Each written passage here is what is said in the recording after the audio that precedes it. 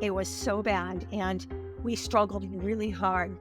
Wait. So people were thinking, I have cancer, now my insurance covers a wig, for example, Right?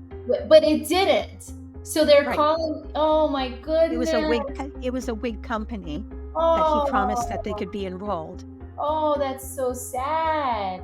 That's just an example, but there are multiple medical groups or small practice providers and all this that he promised them the world, took their money and did nothing.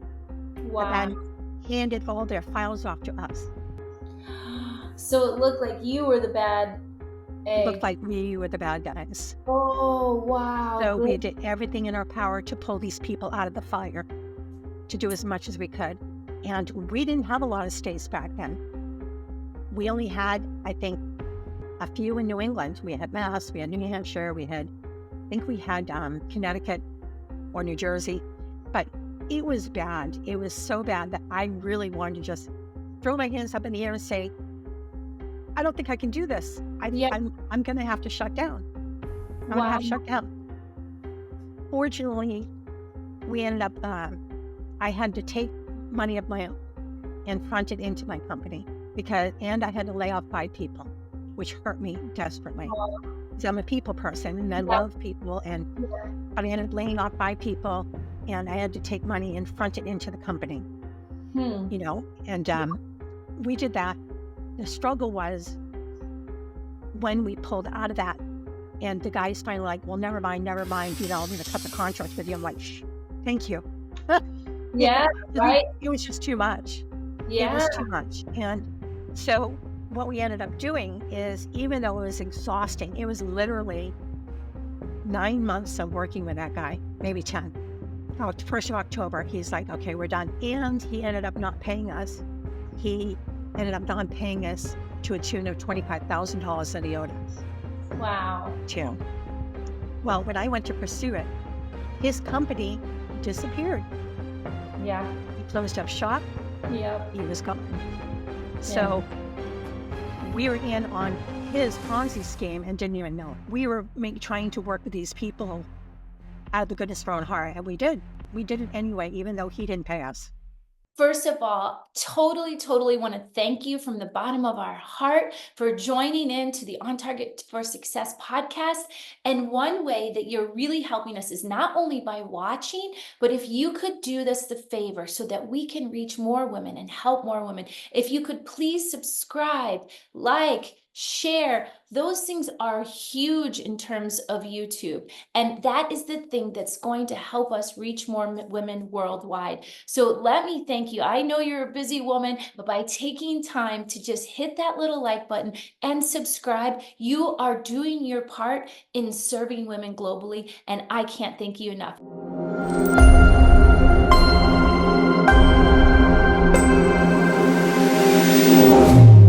I'm so excited. Welcome to another episode of On Target for Success with your host, Amy Emmy, and the most amazing fun guest ever, Miss Sheila. Today, I'm going to tell you all about Sheila Hunt. She is not only the CEO, she is the founder of CAS, C-A-S, which stands for Credentials Administrative Services, where they make healthcare, the world of it, so much easier with their credentialing and their enrollment. But don't let those big fancy words scare you or sound too serious, because Sheila is so filled with laughter and fun and lightheartedness and just lessons. She's just our girl, down to earth inspiration. So what I want you listeners to do, just grab your cup of tea and sit back and open your hearts, open your minds, open your ears, and just feel her spirit as she is speaking right to you today. Wherever you are in your life, allow these lessons to come in. Trust me, you're going to enjoy every single minute of it. So welcome to the show, Miss Sheila. Thank you, Amy. It's a pleasure to be here. I have so many questions, but I always do with my guests. And that's what makes having a podcast so much fun. But one of them that I want to start out with, because I didn't even know, even as I was researching this, I just thought you were such a cool girl, but I was like, what is this whole world of credentialing? We're going to come back to that. But I always think about my women, who were they as little girls, And I think life is so serious. And a lot of times people think entrepreneurs, they have to be serious. They have to work so hard. And I'm a big goofball. So I like to kick things off a little bit with like, let's go back to a fun memory. Like, what was a hilarious or memorable moment from your childhood that made a big impact on you? Can you think of something like that where it just kind of shaped the person that you are today? A fun episode, probably Yeah, with my super twin. fun memory. Like, yeah, when you Yeah, were I'm a twin. you're a So twin? probably I am a twin. I'm an identical twin. Oh my So goodness. I always wanted to be a twin. I always wanted to play identical twin jokes. yeah, it's cool. And growing up though, you butt heads when you're constantly having to wear the same clothes. You have to do the same things. You have to, But fortunately, we had the same interests most of the time, so it Oh, wasn't that hard. But so with that, we raised a lot of Cain. She and I, and we still do. We're a lot older, but we still do. So, growing up, all we used to really get into with our brothers. We'd bury their shoes in the snowbank and end oh, up getting buried ourselves. where did you actually grow up? Where up in Portland, excuse me, Naples, Maine, outside of Portland. Out of So so oh, you really had a lot of snow then. it was cold. It's cold. I always think it's We'd lay out in the sun. We, my sister and I would be so excited if it got to 50 degrees out really because we'd get out back with the lawn chairs and we'd grab the baby oil and slather it and just lay in the sun 50 degrees because it was fun. Yeah. That's wow. what you do when you're young and back in the day when nobody told you anything about skin cancer. So, Yeah. So but no, that we was didn't do. Did you put iodine in the baby oil? I never knew about it. I should have. I didn't know about. We were crazy. We did all that stuff. We used to put iodine in the baby oil and lather up and go to the town pool. And, you tried to get as dark as you could, put your arms next to each other, silly stuff that we did, always comparing ourselves, always competing, right? So, as a twin, did you guys ever like swap places in school or anything like that? Or swap boyfriends, like try to trick boyfriends? We did. We tried. We tried in class. We did succeed. We succeeded. Really? Actually, yeah, we only did it for a day, but we did succeed. We did that in elementary school, Oh my and they goodness. they, they didn't know the difference. It was pretty funny.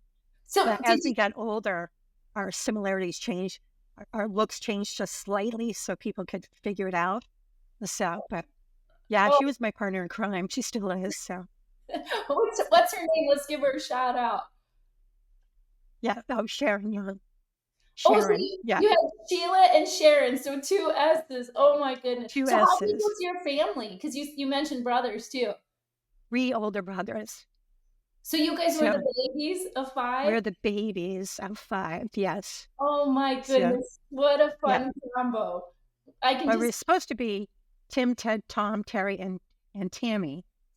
But ah, when they got to us, they said, no, no, no, no more teas.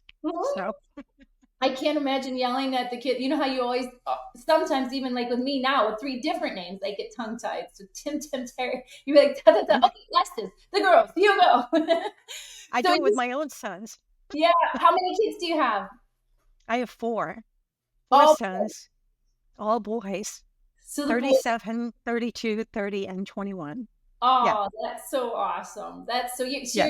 you're like me. You're in the happy place where they're all finding their way now. We're almost free to do what Yeah. we It's pretty awesome. It's I pretty mean, awesome. we get to watch them grow. So Yeah. so I just have a going back to the swapperoo with your twin. Did you guys like were you in different? Did they separate you and put you in different classrooms in elementary school? Well, by fourth grade, they did.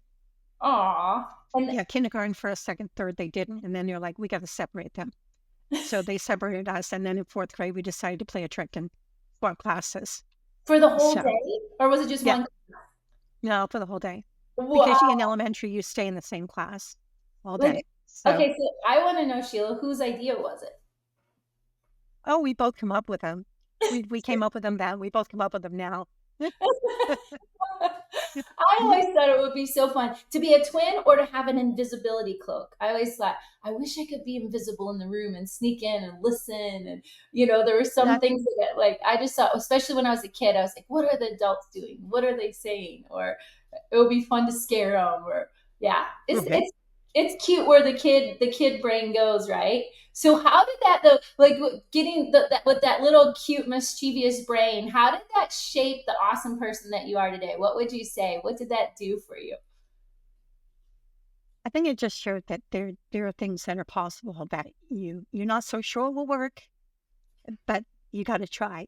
If you Yeah, don't try, you'll never know. If and you that's don't try, you will never know. Yeah. that is a great. It's true. I mean, just thinking about you, like, because then it takes courage to be like, "Hey, you want to swap?"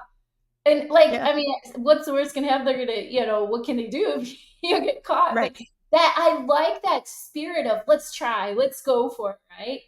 And Right. that's another thing. Like I used to have a wellness center I called the AHA Center because I love that saying the aha moments. So Yeah. can you share a story from like your early career? Because how do you even get into like credentialing, administrative? Like tell me a little bit how you realize like you're like, healthcare focus. What sparked the curiosity or the passion? How do you get into something like this? I actually started at Dartmouth Hitchcock Medical Center up in Lebanon, New Hampshire, and I Oh, worked in admissions and as the administrative assistant to the admissions director. That's where I started, so and just from there, excuse me, sorry, there was a little bit of a lag. So describe like this setting. Like what was the place exactly? Because I couldn't hear it. it's a medical center, Oh, it was. Dartmouth Hitchcock Medical Center. Yeah, Oh, it's the Mass General of New Hampshire. oh, thank So you. yeah, Oh, nice. So you were hired on as an administrative assistant. How old were you when you started? I was only 22, and I ended up transferring south to work down in Manchester. We moved. So we ended up moving down to Derry, and I ended up transferring to the Manchester division, and I worked for the administrator and the board of governors for the southern region of Hitchcock as the administrative assistant still. And Wow. then, So yeah, if I understand it correctly, just so I understand, because entrepreneurs are so fun and they're so varied and they're so good within their skill set, right? And what they do. But for those of us that don't really know this industry, so when you come in as an administrative assistant in healthcare or was a medical clinic, like what were your responsibilities when you started? Like just describe kind of as you're sitting there, you come into your first day at work, like what is the setting? Paint the picture for us. I was answering phones and doing the letters for the director and things like that, setting up for the board meetings, typing up meeting minutes and agendas, all of that type. So But really, just an administrative assistant. So well, yeah, I love. Hang on one second because I read something. I think was it on your form or on your web somewhere. I saw it and they're like, I started with an electronic typewriter. yes, with this company, my company, Credentials Administrative Services, I started with an electric typewriter. That's correct. That Yes. is so cool because that was so hard. I remember typing in high school, and you had to like like you put the things in there, and you had to erase. And you had to use a whiteout, and you had to blow on it and wait for it to dry. For those, all of us over 40, Yeah. we'll understand that. But it's just fun to think about how far we've come. So you're sitting in there, you're answering letters. So you typed letters back then, Yes. And answering. the Excel, the CAS, Credentials Administrative Services, it was supposed to be just a side supplemental income, is Okay, all it was supposed to be, to supplement the income in the household. So I'm like, okay, well, I did this. I ended up going from the southern region of Hitchcock, and I started doing credentialing there, which was basically what's called primary source credentialing. You're verifying providers' licensure, medical malpractice, where they went to school, wait. making I sure. gotta stop you one second. Excuse me, because this is huge. Because I have never in I know like I was an admin assistant, but some people have never been, right? So it's interesting. I always like people to describe what they do a little bit more because Yep. you know what you do is you give women the possibility. They like I teach a course that's called, convert your wisdom into wealth. And I teach Right. women, you're smarter and you've done so many things you don't even realize. So I love that, you're an admin assistant, but like I've never been an assistant. I've run on the other end, but like, so explain exactly, like you answered phones, you did letters. And so who did you report to? You said you reported to a board in your other job. Yes, and the What are board some of of the, directors, yeah, the board of directors, like what administrator. they would Yeah. ask from you? What would they ask you to do, for example? I was responsible for whenever they would hire or wanted to hire a provider, a doctor, or a Oh, like nurse your dad is the practitioner. doctor. Okay, so you were when they wanted to bring a doctor into their medical practice or into, Correct. We'd okay. have to do the pre verification of that provider. We'd have to verify their medical school, their education, whether there's any gaps in their work history, whether there's any malpractice history issues, whether they actually did get their license where they said they got their license, whether they really did have a drug enforcement uh, DEA certificate, all of that, Oh, because so they would entertain them. Yeah, but I would have to do that verification. oh, So, that is okay. Thank you, thank you, thank you. Because you never think about that, right? Unless you're in that field. So you keep us safe by holding the doctors accountable in their reporting. Like, it's like, so you're basically like, if I'm hiring people, I look at their resume and I'm checking their references. You're digging deeper. You're actually yes. verifying at the school. Did they graduate from here? I want to see their records. Like, how in depth was it back then? Because now we can look like, right, there's so much more electronically, but what did you have to do back then? Just curious when it started. Oh, back then, if someone went to school outside of the country, I still have it. I don't have it here with me right now, but I bought a medical school directory for the world. So if someone went to school in, let's say, England, Yeah. I would be able to, I'd have to reach out to England, but it wasn't just a matter of picking up the phone. It costs a lot of money to make phone calls. And we're talking back in, oh, late 1995, 6, 7, 8. Well, Yeah. I know. I was just telling my IT queen that works with me, Miss Elisa. I was like, girl, I didn't have my first email until 1997. When I was growing companies in Germany, I remember sending the first fax and like, that's going to go to America. I could never call home to talk to family. It was way too much, right? Right. It Wow. was really, But I yeah. never thought of it from that end. Okay, this is so interesting, Sheila. Okay, so you're sitting there, you got a verified doctor, you've got your book of medical schools all from all over the world. Yeah. And so how did you reach England then? You were saying it was too expensive to call them. We'd have to try to send it as fast as we could to get it there with the Wow. return envelope with postage paid to try to get it back. Sometimes the demand was to try to get these answers within 2 weeks. Wow. And because even after I got those answers, they had to be presented to the board. And then the Mhm. board would decide whether they're going to hire the provider based on what I found out. So, Wow. so they would hire them or they wouldn't hire them. Is that not like, So, sorry, but no, go there's a ahead. little bit of lag. Go ahead. So So it was challenging. I mean, there was just the fact that I would have to write up a letter and keep this cheat sheet checklist of, okay, medical degree check, licensures check, because some providers they've worked in multiple states. So yes, yes. if they have a foreign medical graduate education, you have to find out if they completed a residency here in the United States, and you have to verify that, as well as their fellowships, as well as, I mean, it's a huge, This huge is thing, but it was all paper. It drove me my crazy. It was all paper.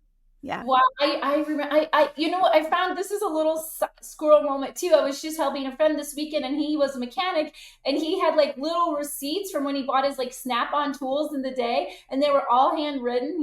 He's like in our generation too, and I was like, wow, remember when we wrote things on notes and we kept our receipts like as paper? We'd have big binders, and I think it's so cool. And this is also interesting. My aunt. Have you ever heard of a company called Practice Match? I have heard of it. Oh, Have so my heard? was like started one of the first databases that matched doctors with hospitals. So I wonder, you and her probably have some fun Oh, cool. Yeah. Yeah. because, but to have the credentialing, because I wonder if that's how Catch Me If You Can guy got away with being a doctor, right? Because he was staying step ahead. They needed a Sheila to catch him. Yeah. Yeah. So, so when you're there, so okay, so you're back there working, trying to make sure these doctors are who they say they are, writing letters across the world when they say they went to school in other countries. And then, did you ever have catch anyone that falsified it? We didn't catch anybody that fully falsified, but they did fluff their curriculum vitae. It's called the CV. Same Yeah, thing as resume. We'd have them fluff it a little bit, um, and we would catch that, but it wasn't necessarily a deal breaker, because the facility I worked at, they needed the help, so if it wasn't like egregious problem or big issue, you're like, okay, well, he really wanted the job, but yeah. So did you? it's What just did you learn this? Like, were you just learning this on the job from like someone that trained you when you're first starting, or you go to school for this? no, I learned it on my own. Wow, Sheila. Yeah, Just I learned it on my own. the invention of necessity, right? The necessary just survival. So Right. so you're working at this place and then you got inspired to do it just as your side hustle? I That's how. did. Right. Well, what happened was I ended up doing that, but I was also working on a $1 million building project as well that they had. And I really got kind of burned out. I had 3 young kids at home. They were in daycare or school, and I was like, I'm driving through snowstorms, and I was like, I'm making $1 an hour net out here. Wow. I was Oh, like, I can't do this. Like, I can't do this anymore. So I gave my notice. I worked there for over 10 years, and I ended up staying home. And then I started my beginning of what was credentialing, but ended up going from credentialing to what's called provider enrollment. And one thing you never ever do, and I can't stress this enough to the ladies or anyone who may be listening to this podcast, is never ever burn your bridge. mm, Don't burn your bridges. You've got to be absolutely sure before you burn your bridge, because you never know when that may come back and help you. yeah. And that came back and helped me. I Talk about. have that came back and helped me. I had the boss that ended up giving my notice is saying, I'm sorry, I can't do this anymore. It's too much. He knew what I was trying to do. He knew I was starting my own company. We're talking 2003, 2002, started in 2003. By 2004, I was struggling to get the marketing out there. You gotta remember too, people don't like being cold called. They don't like it. But they Mhm. didn't like it then. They still don't like it now. They just don't. So um, I stayed in close contact with him. He ended up leaving and went to a different hospital.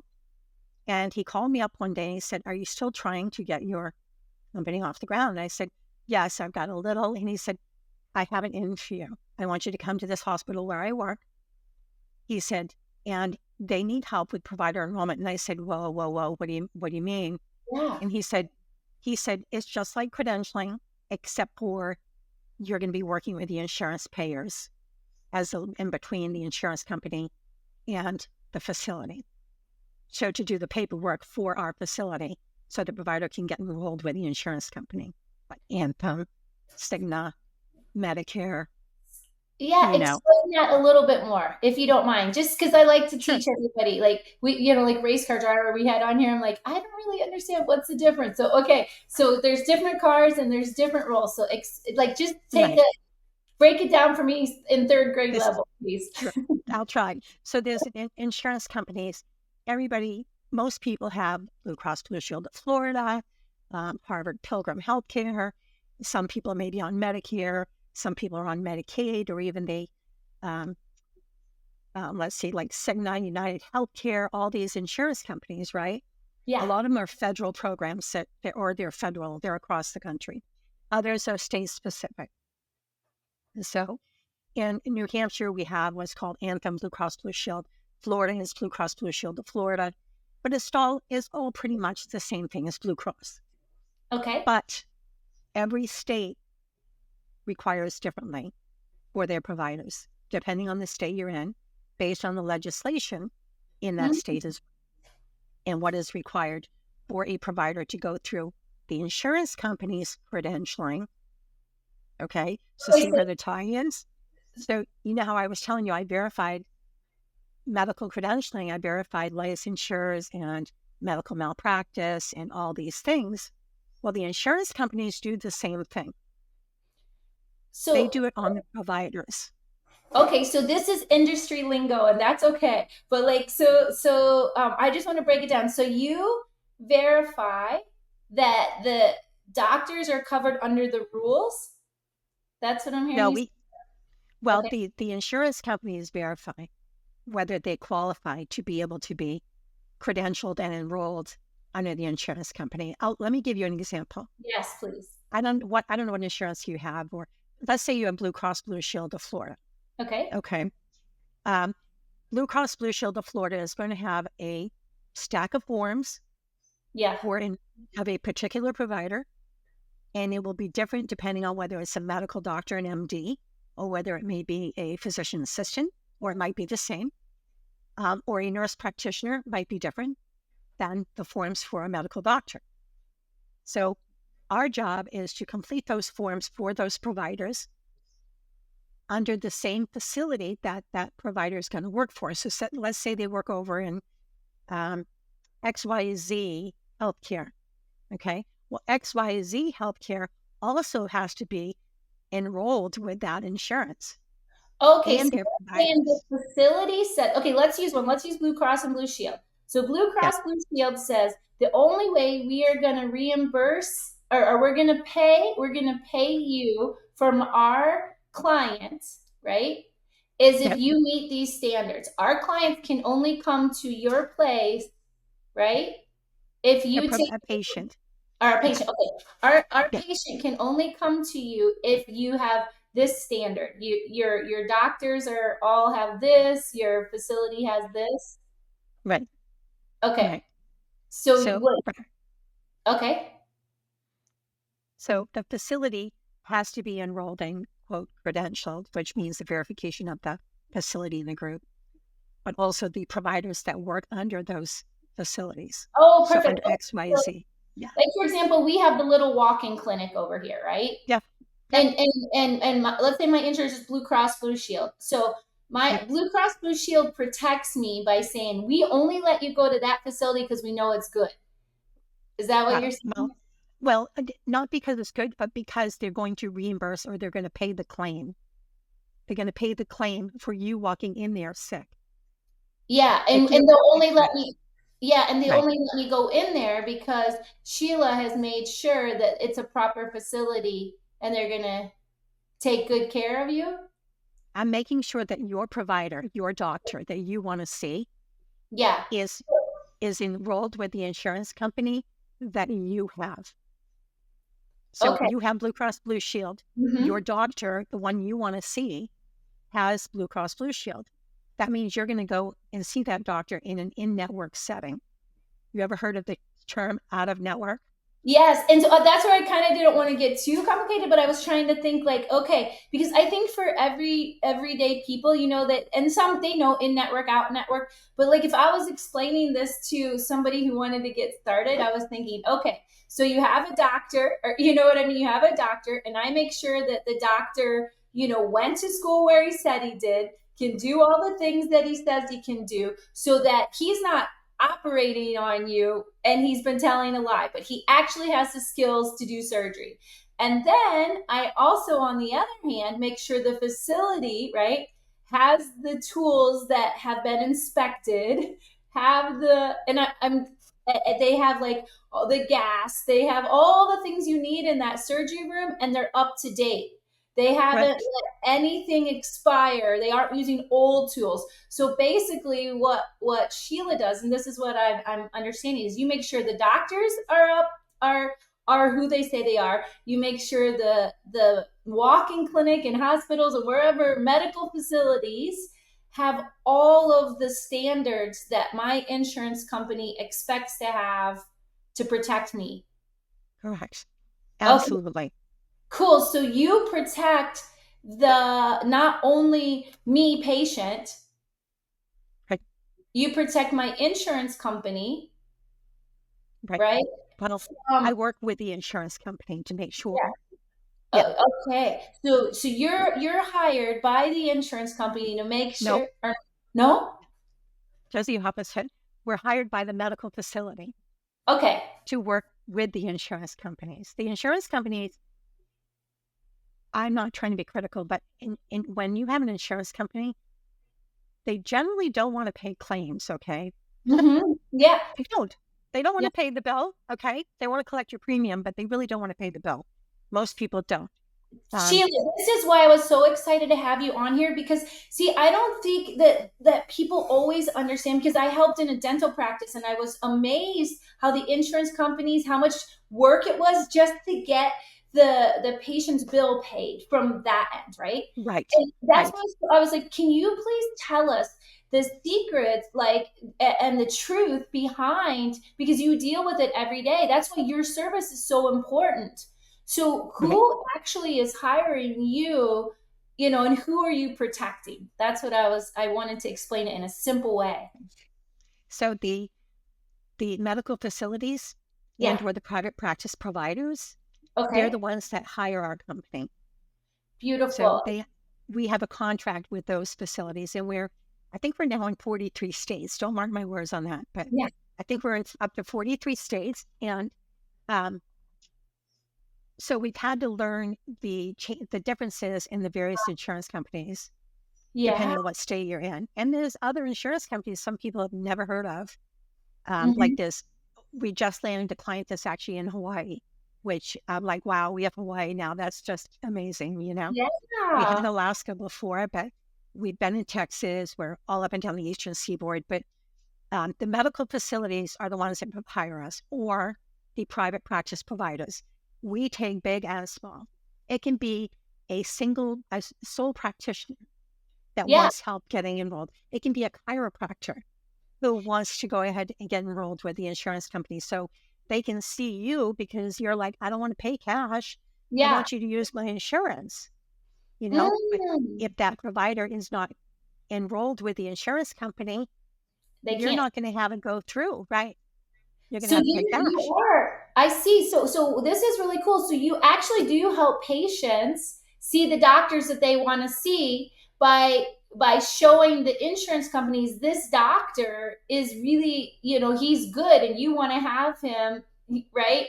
For your patients, Correct. for your clients. So Yep. okay, so wow, I see. Okay, I'm learning. Thank you for explaining.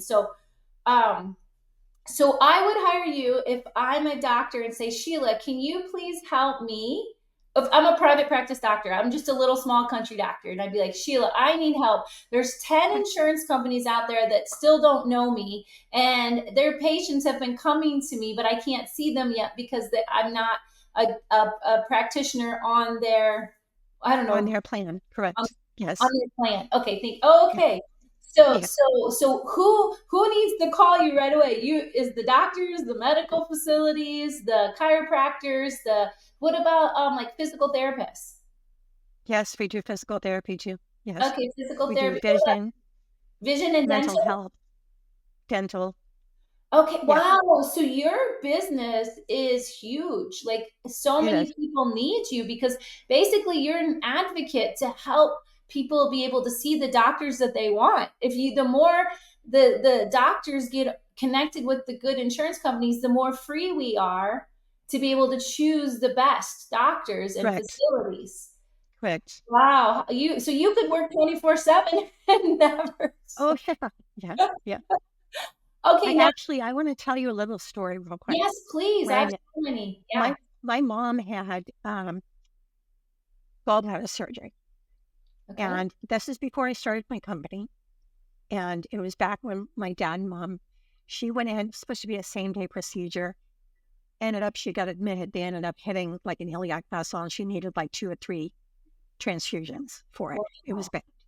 So they admitted her, but they went to my father and said, your insurance isn't going to cover her seeing this provider because this provider doesn't have the insurance that you and your wife are covered under. So you can't see him.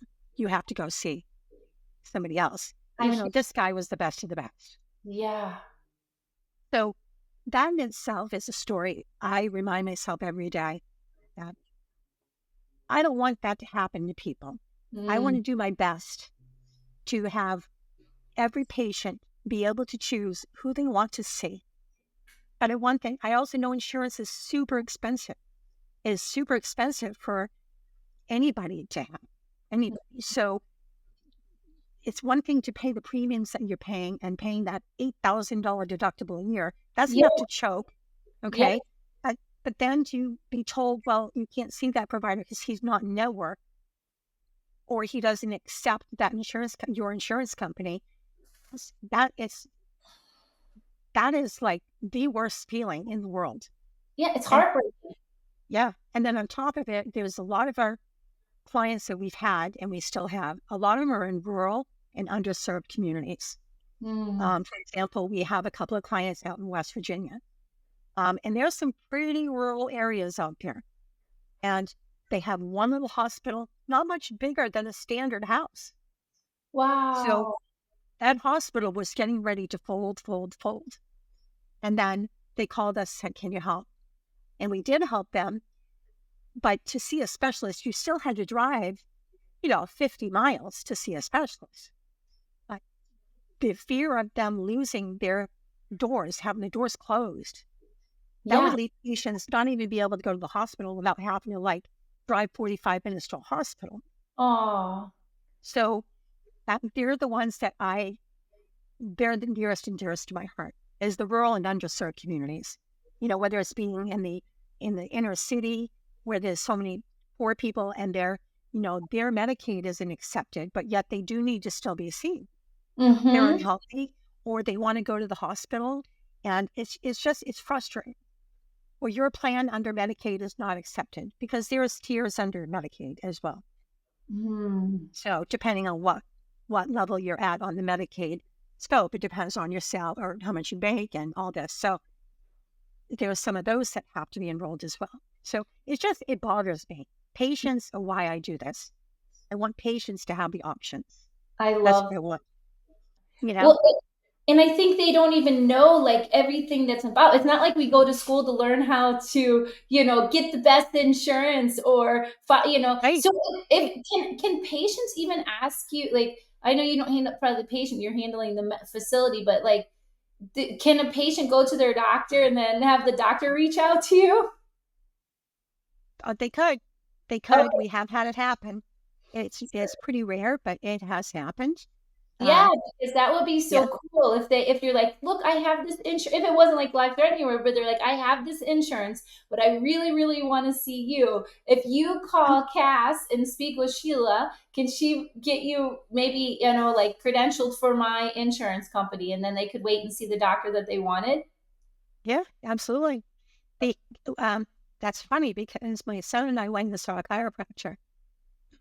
We both were hurting and saw him and he says, what do you do? And I told him and he's like, oh, well, I'm trying to get enrolled with some insurance companies and I don't even know where to start. And I said, do you want Exactly. us to do it? So we ended up taking him on as a client and got him enrolled with like 10 different insurance companies. So yeah, it works. This It can be that easy. what a rewarding field that you are in, knowing that, right, you're actually helping people get the best help that they can, like in a Yeah. way that people, like you said, they aren't even aware of. This so the person, like, you keep your mom near and dear, so that would fuel you to jump in and stay in because you remember what happened with your mom and dad, and then you go to the chiropractor. This keeps you in. And so, but how you started was you were just doing it as a side hustle, Right. right? And then Because I'd already learned it. Yeah. Yeah. this is really cool. So now an old client or the old guy that you worked with, the older patient, what were Yeah. you worked in the admin thing, right? An old connection, actually. I was doing credentialing too for the facility for the group I worked for.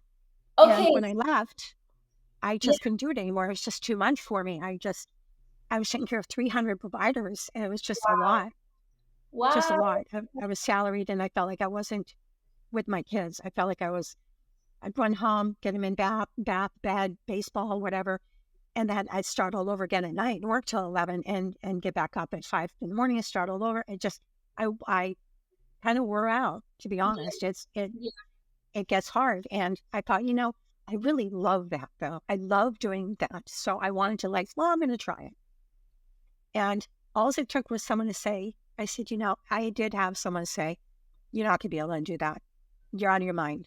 That, do you know how much money it costs to start a business? Blah, blah, blah, blah. Let me tell you something. It does not cost what you think it costs. Yes. It does not.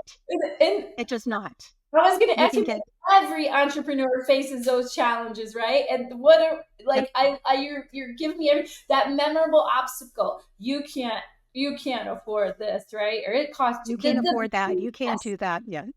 Yeah. So how did you But turn that like with somebody? I like how you were like using that negativity right there. Like you can't, it costs too much.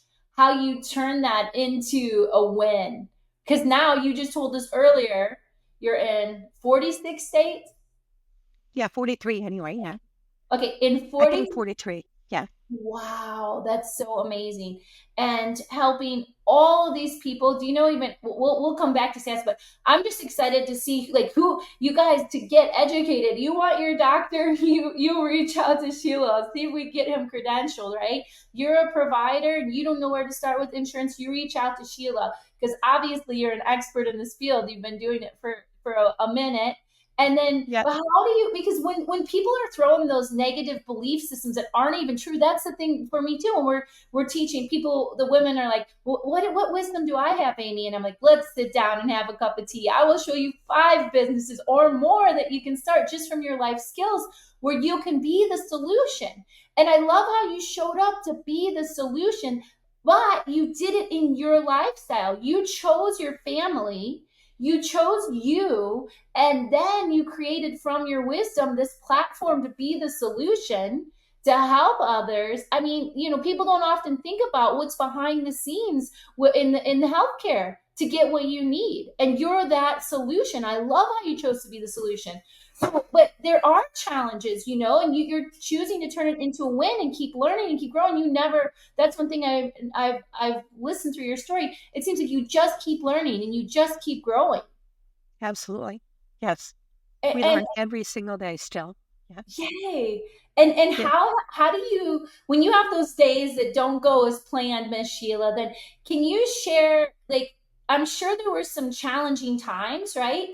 That where Oh, things yeah. maybe went wrong. Like, what did you learn though that helps you persevere and keep going?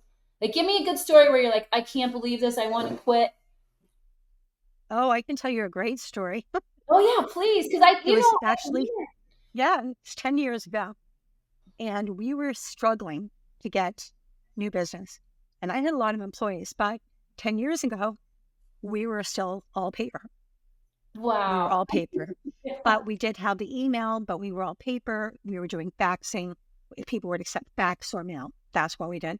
We had cabinets, you know, all lining every wall in 2 different offices to this almost to the ceiling, full of files. Wow.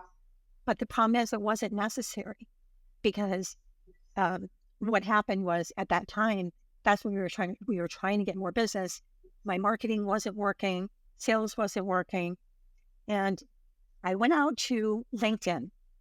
Okay. Now, LinkedIn is a great site, Yeah. but you have to be careful because there are some people out there that will, if they hear that you need something, they'll jump on it for their own gain. Talk So about I'm that. saying, I'm saying be very careful. I'm not saying don't do it. I'm just Yeah. saying be very wary and careful. I ended up subcontracting with another company, quote unquote company. Ended up being, it wasn't a scam, but what he did, he said, well, we have 100 clients. We want to give them to you and all that. And I'm like, oh, great, because we already know what we're doing. That's awesome. Well, he sent us 2 boxes overnight with all these files. Then he turned and we contracted with them. We did a subcontract. So he got the clients, we did the work. He Oh, paid us. okay. So he was generating the leads for you, like what we call. Okay, so he would go get clients, send them He to already you had them, yeah. to close. Okay. And we thought, great, well, I'll be a subcontractor. We're struggling to get our own. Yeah. In our case, it was a really bad idea. Bad. Because he had already taken all these people's money and did nothing for them and gave them our phone number. And they Oh, were from Texas. They were from California. He was telling them, you know, he was telling them that a provider could be enrolled when they couldn't be enrolled. There are stipulations. I mean, yeah. unfortunately, like Medicare, you can't, someone who makes wigs for cancer patients, unfortunately, Medicare still does not pay for that. Okay. They won't. But you have this guy who told this company that it could happen, yet he took their money, yet it can't happen.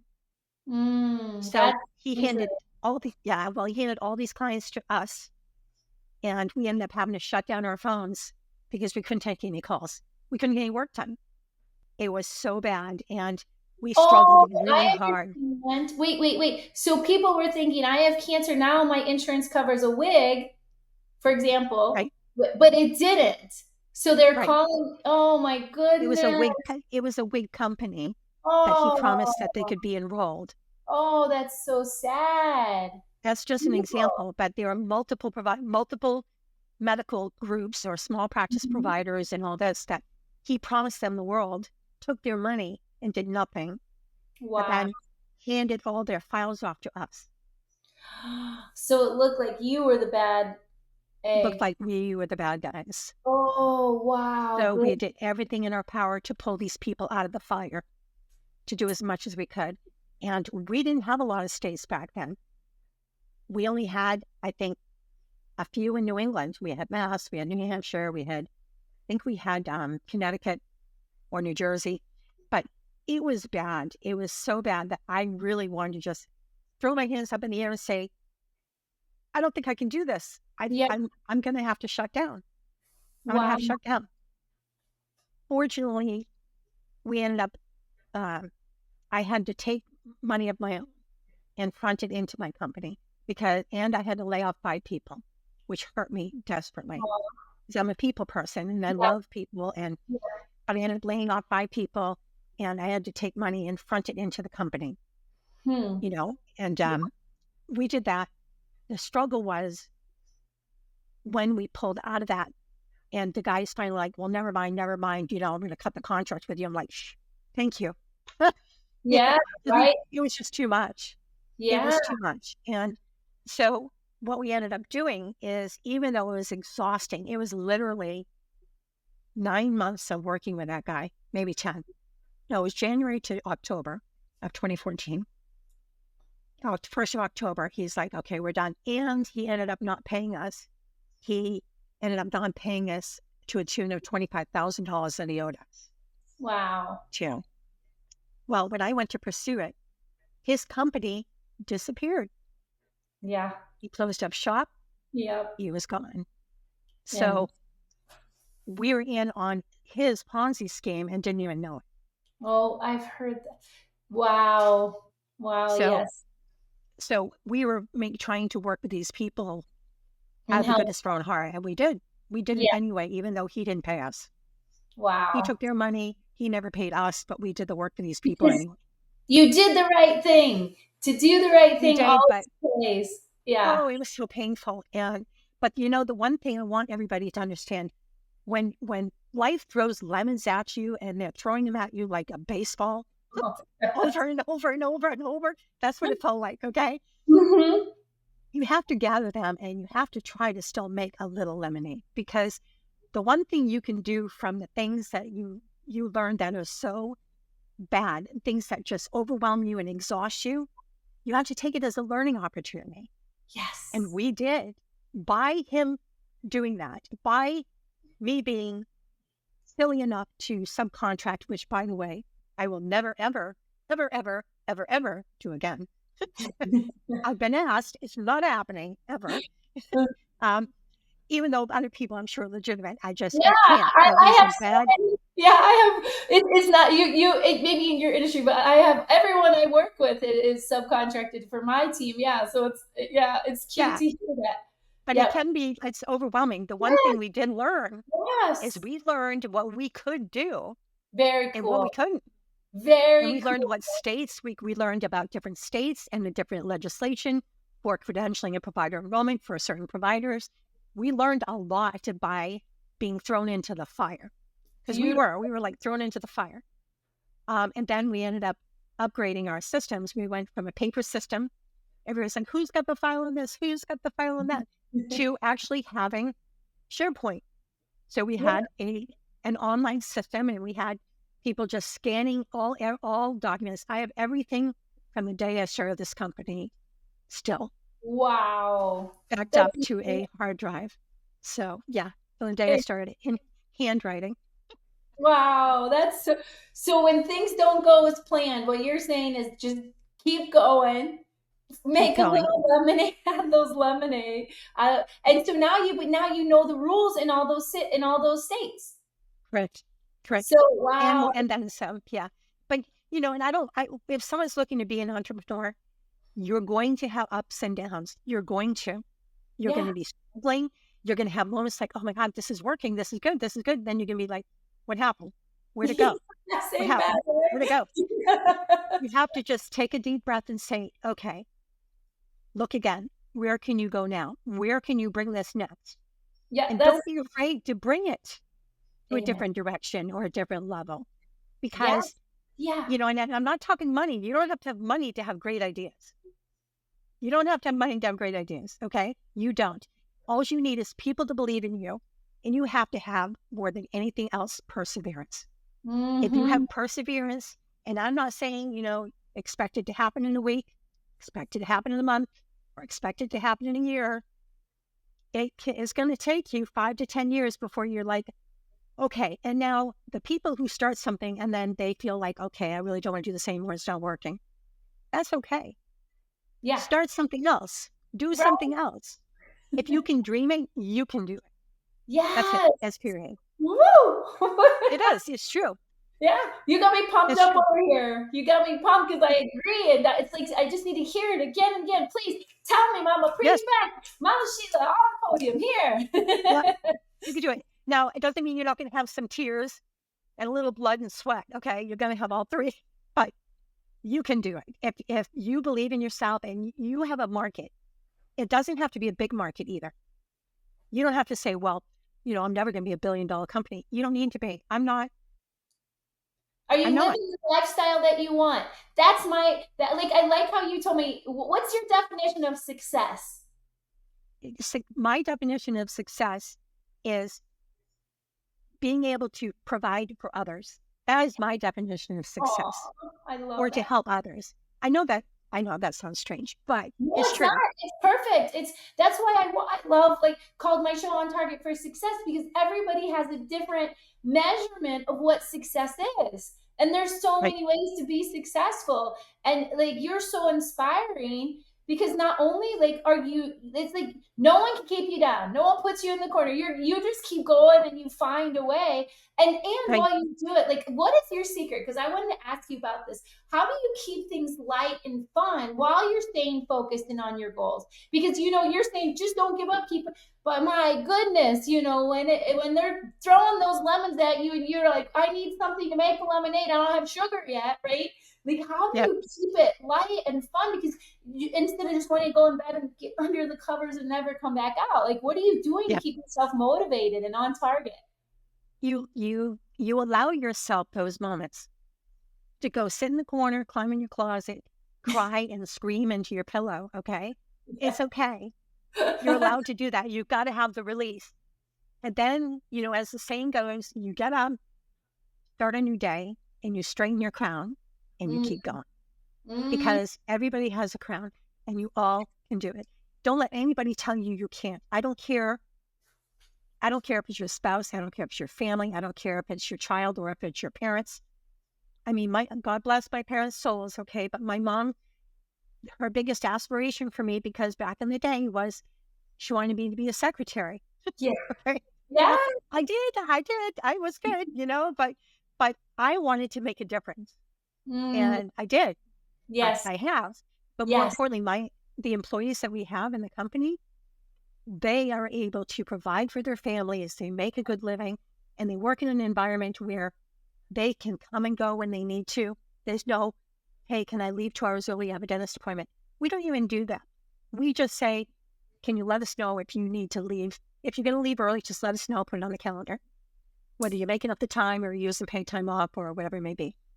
You don't Oh, want us to ask for a dentist appointment? No, no. I Just love tell that. us what you're doing, I you know? love And if there's a snowstorm, I'm sorry, we are professional paper pushers, okay? That's what we are. I don't expect anybody to drive through ice and snow to come into work. I did that many, many years with 3 children when you're little. so And dangerous. I swore if I ever had my own company, I would not put my employees through that. So Oh, before COVID, I set my employees up with computers from home. So if they were ill or their children were sick, they could work from home when they could. I love But when COVID hit, it hurt us because of what was happening in healthcare. But Yeah. it didn't hurt us to that point where I couldn't operate because my employees were already set up to operate, to work Nice. from home. You were ahead of the ahead of the remote trend. Right. And now we have like a hybrid situation now where we have our employees actually work from home. They're authorized to work from home Mondays and Fridays, and we want them in Tuesday, Wednesday, Thursday. So they can have 4 days like outside of the office and 3 days in. I love So, and then, it much. yeah, So are you always hiring? we are still hiring. We're looking for one more again. Yeah, Yeah, we are. because I think what you're like a dream company and to work for because the way you're the vision and the let's in fact this is the perfect segue. Let's jump in here because like it the future vision because I know you from even read it's so interesting because even going on your website you can see the vibe of a company and when you filled out your podcast form and just everything you can really see the vibe of a person the leadership like I can see your leadership philosophy in how you present the verbiage so what exciting fun plans do you have for CAS in the future and like how do you like envision it growing and what are you most excited about? I think that if we're not careful, we could end up needing more than one space. No, I think we're okay. But we've gotten the technology now. We actually have in-house technology that was built in-house proprietary. So that is huge. We have our own database. We have our own systems. It's made a huge difference. And I have to tell you, I may have started CAS and I may be the first employee because I consider myself an employee. I Oh, still work. I just do the more corporate stuff now. But this company would be what it is if it wasn't for my people. CES, the key to our success is our employees. It is absolutely. our employees. That's on everybody's paycheck stub every 2 weeks. Our employees are the key to our success because it's true. They are. I Without them, we're nothing. So, right there is the mark of a true leader because you love them so much and you really encourage them to lead and have the autonomy and the decisions and the freedom and you trust them they're never going anywhere unless they no, you're absolutely right. as long as you can have absolutely help it and so if let me come back off of that so if for women like looking to make that splash in their fields because you stayed within the field that you started and you improved upon it so if there's Right. someone like you were and they want to start their own business, like what coming back and maybe share another insight or advice or a possible strategy that helped you because you kind of did it cold turkey. You're like, all right, I'm stopping working here, right? But what if they Yeah. have to still work within that field and they want to start something? Do you have any kind of strategy or insight that you could provide them? Oh, if they have to continue working their current job and then start something else, Yeah. I did that. I did that. I did that. And I what, worked part-time for the state doing a domestic violence project with them as their administrative assistant in the state of New Hampshire back in the day. And at the same time, I started my company and work all you need is one customer. That's all you need. Oh, One customer. You don't, and it doesn't have to be a big group. It doesn't have to be 12 people buying one thing. If you have an idea, whether it be a service or a product, if mhm. you have one person that you think is interested and that would potentially buy it from you, or pay you for your service, then you need to try, especially if it's something you're passionate about. You have to try, Yes, because the last yes. thing you want to do is go through your life and say, "Ah, I wish I had tried." You Amen. don't want to go through your life and look back and say, I wonder if I could have done that. Right? And Oh, even if you fail, you start again. yes. Okay. It's failure is just steps to success. That's all it is. Yes, yes, And yes. success is all in what you want your success to be. You don't have to be. I have to tell you, I'm happy my company is a small company. I don't, I've had multiple, I've had a few people offer to buy my company already. And it's not for sale. It's not for sale because it's proprietary. Everything it's my heart. This Yeah, company is my heart, and the people that are working it and that have made the company what it is, which is not just me. yeah, Okay, my people have made this company what it is with yeah. me.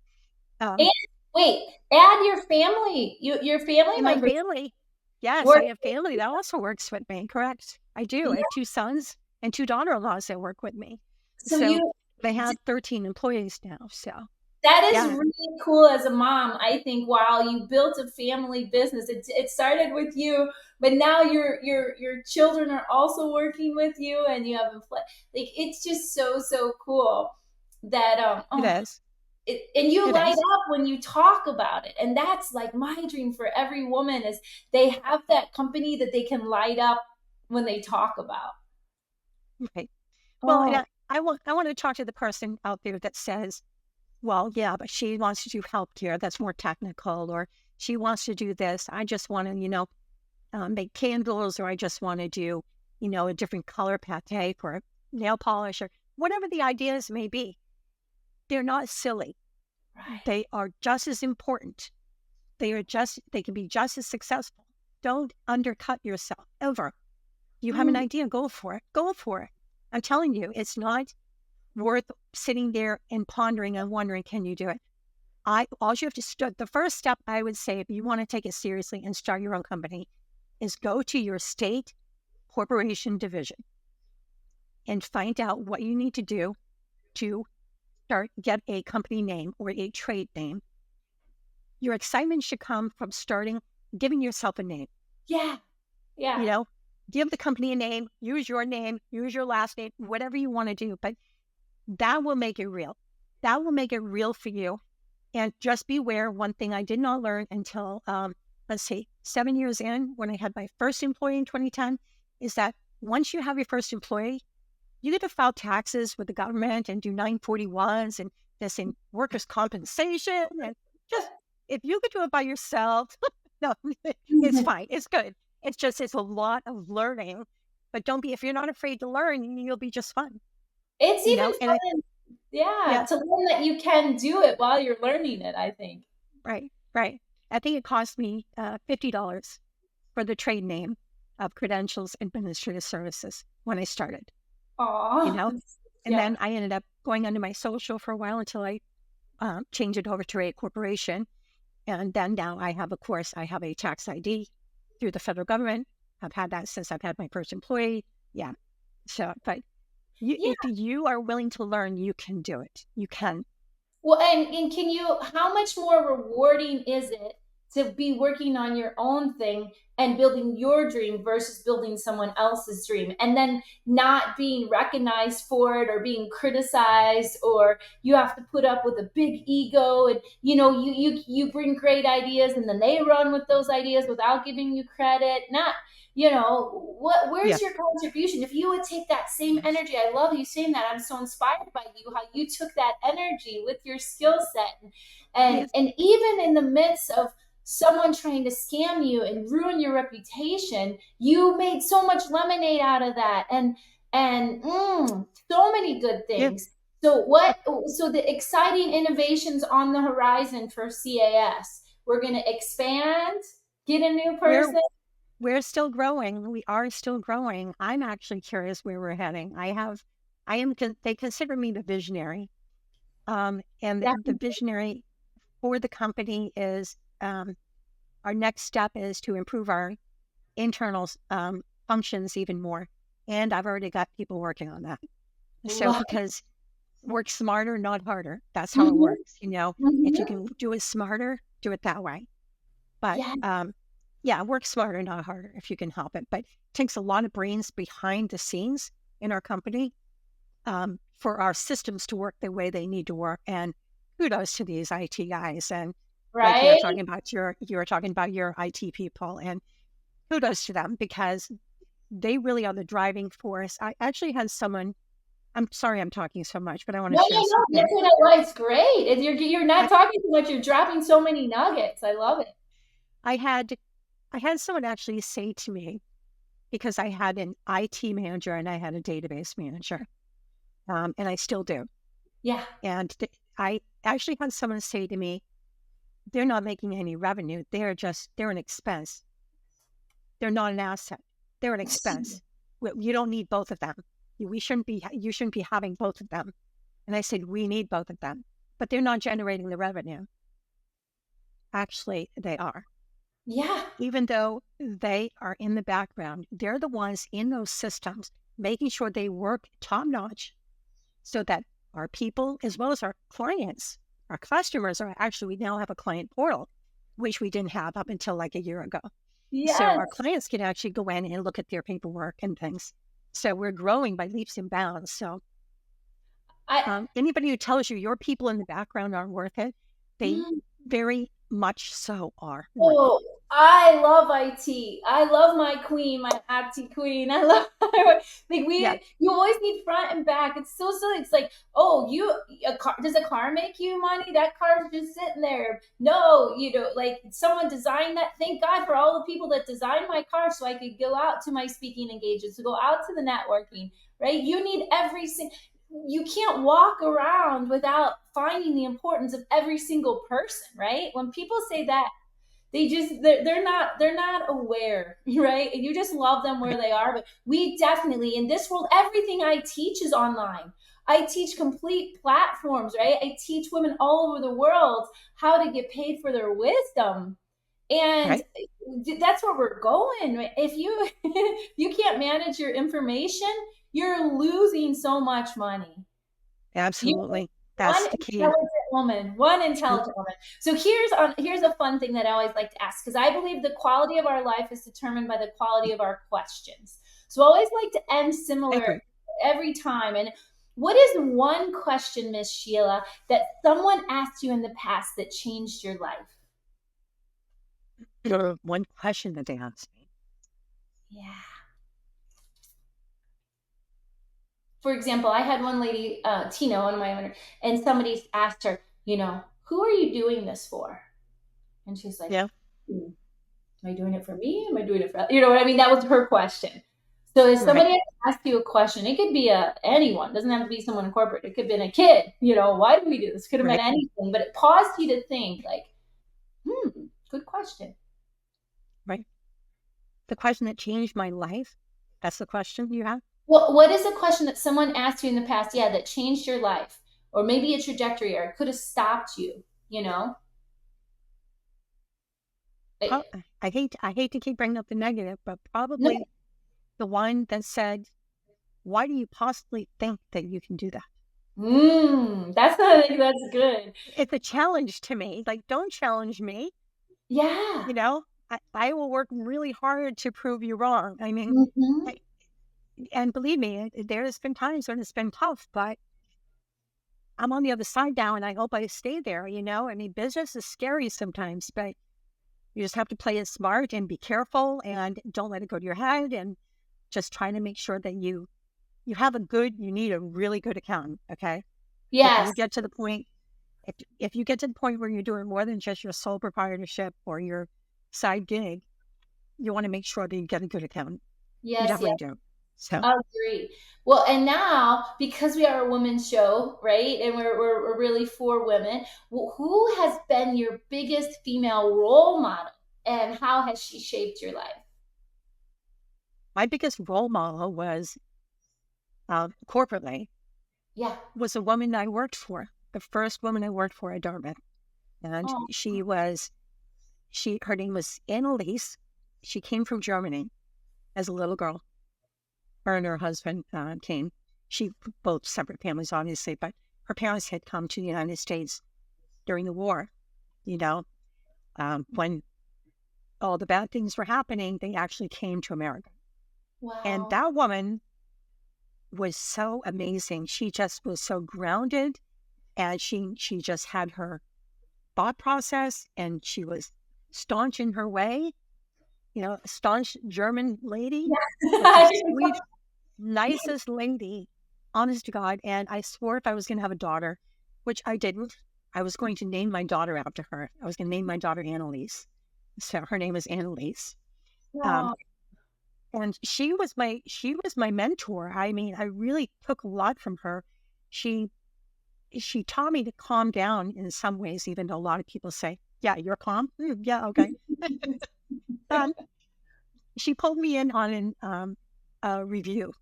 She did my review one year, and she pulled me in first year. And she said, "Sheila," she said, "you're doing really, really well, but I have one thing I want you to remember, and I'm never going to forget it."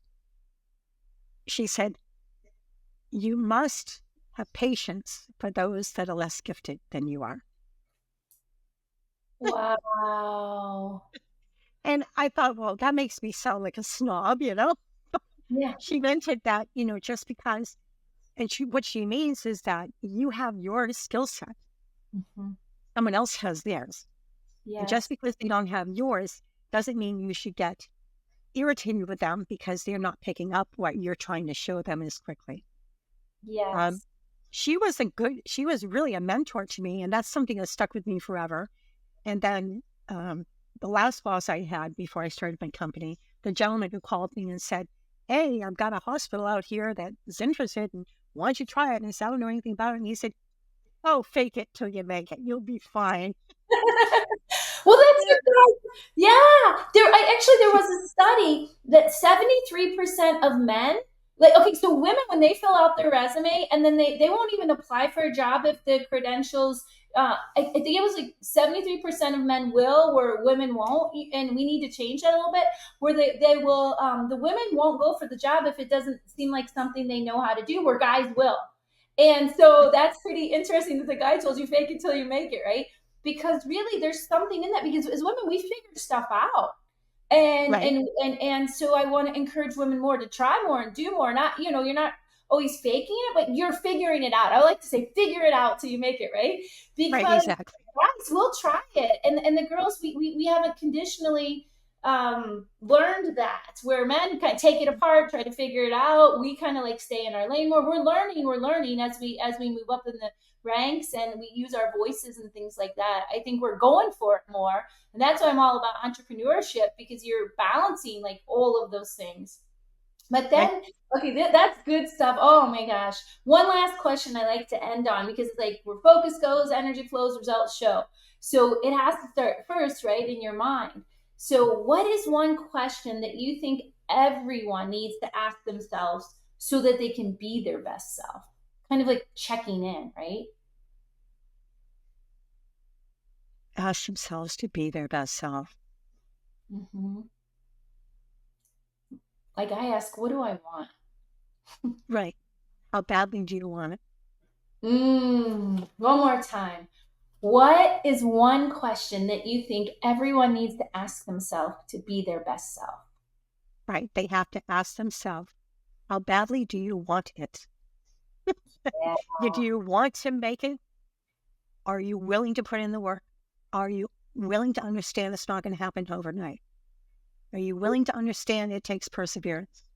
There's more than one question that you have to ask yourself. You have to say, do I have anybody who supports me in this? Well, if I don't, I believe in me. Yes. Okay. So hopefully there's somebody out there that will say, you can do this. You can do this. All you need is one. But even if you don't have one, you are one. You can Yeah. say that to yourself. Okay. So there's multiple questions, Amy, that if I had to suggest somebody talk to themselves and ask themselves is, do you really want it? Do you really want this? If you really want it, do you believe that you can do it? And if you don't believe, why don't you believe it? Because Ooh.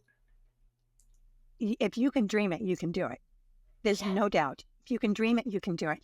It doesn't Yeah. mean it's going to happen overnight. There's no miracle thing. There's no stars that pop when there's no sales. There's no, it's just not out there.